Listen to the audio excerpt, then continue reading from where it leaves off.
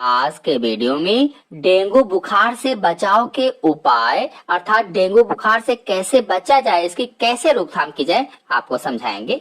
तो चलिए शुरू करते हैं। डेंगू की रोकथाम के लिए यह आवश्यक है कि मच्छरों के काटने से बचा जाए। हमें मच्छर ना काटें और मच्छरों के फैलने पर नियंत्रण रखा जाए।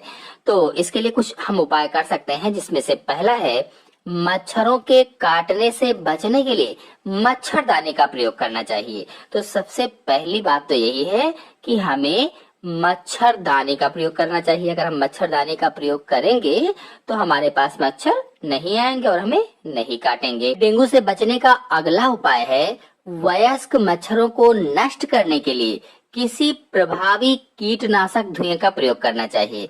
जो वयस्क मच्छर होते हैं, जो अभी भी बने हैं, बड़े हुए हैं, काटने के लिए तैयार हुए हैं, उनको नष्ट करने के लिए किसी प्रभावी कीटनाशक धुएं का प्रयोग करना चाहिए और उस कीटनाशक धुएं से वो खत्म हो जाएंगे, मर जाएंगे।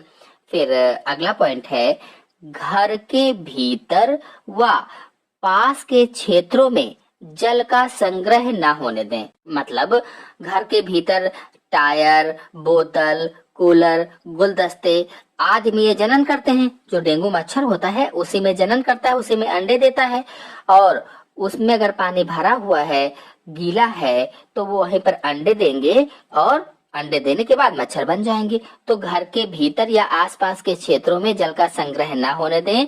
किसी भी खुले बर्तन में जल न रखें। यदि जल रखना आवश्यक है तो हमेशा जल को क्या करें, ढक कर रखें, उसको किसी चीज से ढक दें। फिर अगला पॉइंट है जल के पात्र को पहले साबुन और जल से अच्छी तरह से धो लेना चाहिए ताकि मच्छर द्वारा पूर्व में दिए गए अंडों को हटाया जा सके।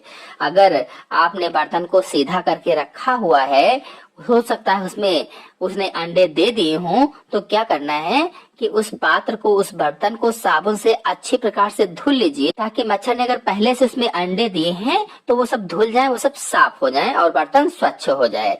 फिर अगला पॉइंट है समय समय पर घर में कीटनाशक का छिड़काव करना चाहिए और बीच बीच में आप क्या करें कि कीटनाशक दवाओं का छिड़काव करते रहें। ऐसी कीटनाशक दवाएं जो मच्छरों को मारती हैं, अन्य हानिकारक कीटों को मारती हैं। फिर अगला पॉइंट है यदि कूलर का उपयोग या आवश्यकता ना हो तो उसका जल निकाल कर सुखा कर रख देना चाहिए। बहुत लोग क्या करते हैं कि कूलर रखा हुआ है, उसमें जल भरा हुआ है, यूज नहीं है, तो कूलर में जल भरा हुआ है, अब उसी में वो अंडे देते हैं और इस तरह से डेंगू मच्छर बन जाते हैं और नुकसान पहुंचाते हैं। तो उसका जल क्या करें, निकाल दें, सुखा कर रख दें और कूलर के उपयोग के समय कूलर का जल नियमित रूप से बदलना चाहिए। अगर कूलर